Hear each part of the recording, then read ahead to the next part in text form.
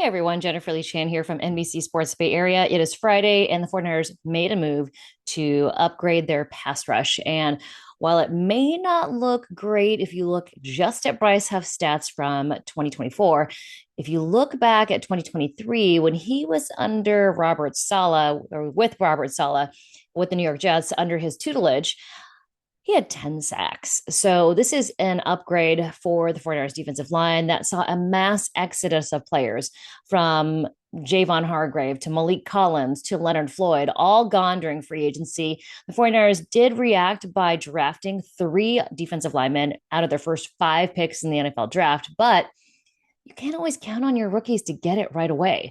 So this is a move that will help bring some veteran leadership to the 49ers defensive line. Now, Yeturkos Matos was not at the first day of OTAs that was open to media because he and his wife were having a baby. Nick Bosa was there. Jordan Elliott was there. Alfred Collins was off to the side.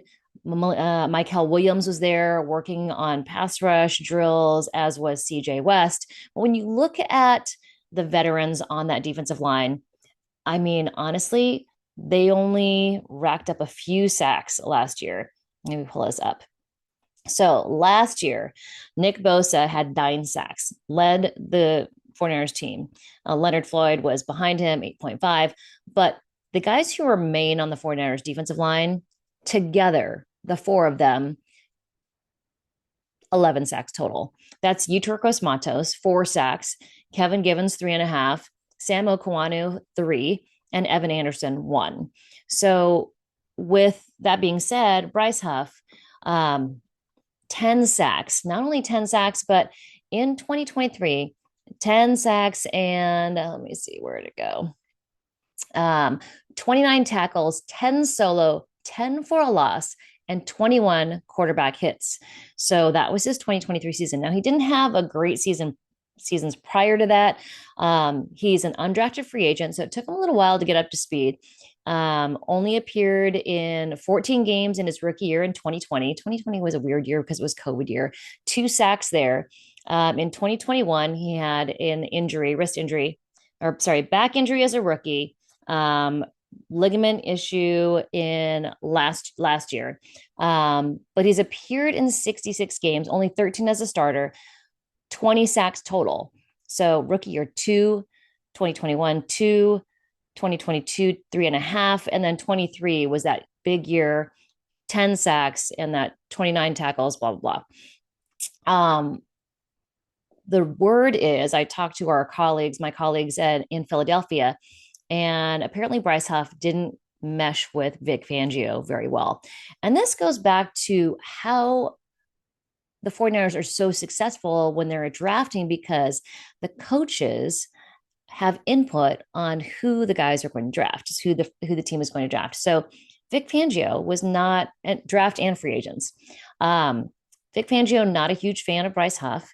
He came in, he was a healthy scratch in the Super Bowl. Vic Fangio, not a fan. And I know most people who Vic Fangio likes are good players, but Robert Saleh is a fan. So, you're going to, who knows? I think Vic Fangio apparently wanted him to be more of a complete player as opposed to just a pass rusher. But you know what? 49ers need pass rushers. They only had 38 sacks, 36 sacks, 38 sacks in 2024. And the year before that, 48. So they had 36 last year, 48 in 2023. That's when they made it to the Super Bowl. 36 sacks last year. Not great. So Bryce Huff could bring some productivity to the defensive line, also some veteran leadership, because there's 3 really young guys on the team. It's, Michael Williams, it's Alfred Collins, it's CJ West. You do have, Evan Anderson, who has been there 1 year, Sam Okuanu, who's been there 1 year, Kevin Givens, who has been like kind of a guy who's filled in for 6 seasons. Just kind of a solid guy. But Yeturkos Matos, I do expect to have better production this year because he's coming off a season where he had a knee injury and kind of had a procedure. So he's healthier this year. I know him not being there during open practice. I think he'll be there next week. Again, having his first child with his wife. So congratulations to the Gross Matos family.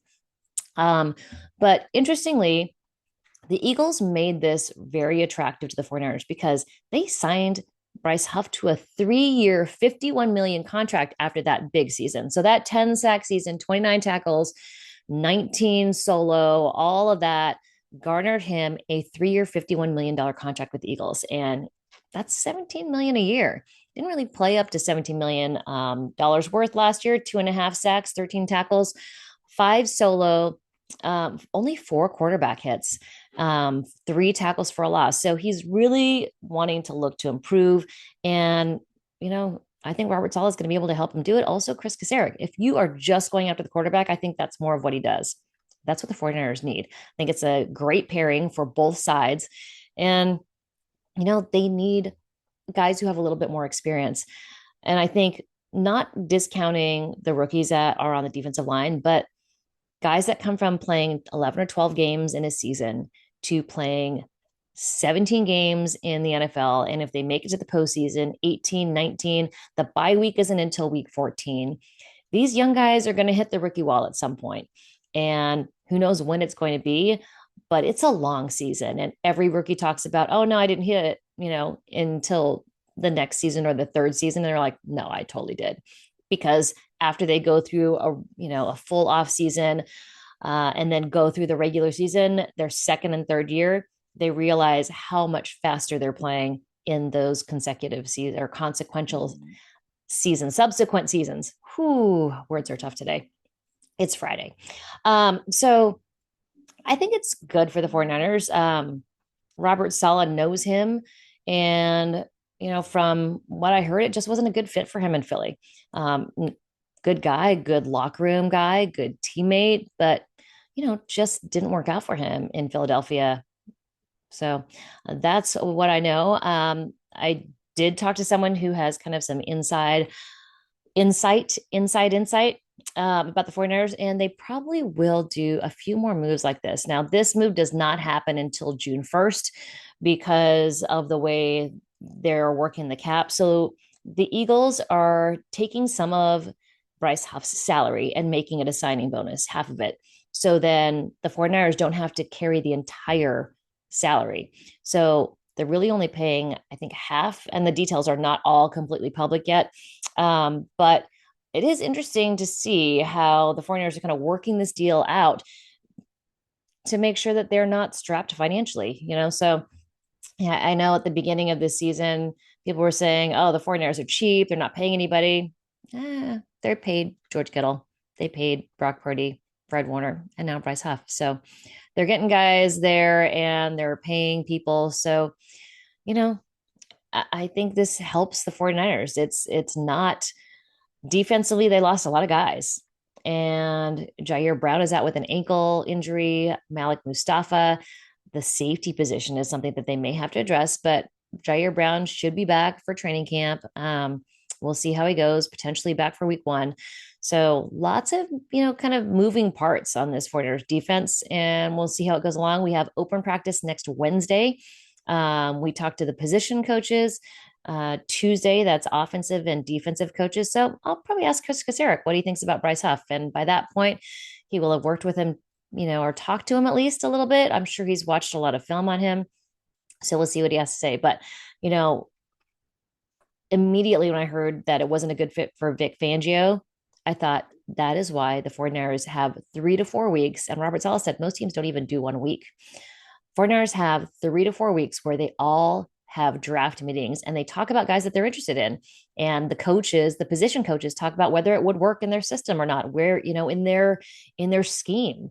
And if those two sides are disconnected, situations like Bryce Huff being picked up in free agency for 3 years for $51 million, and it's not Vic Fangio's guy. So, yeah, hopefully he will be able to contribute as Robert Saleh has helped him do in the past. And the 49ers will have a pass rush better than they did in 2024. All right. That's it for me on Friday. Have a great weekend, everybody. I may check in with you this weekend. We'll see what happens. All right. Hope you all are well. Bye.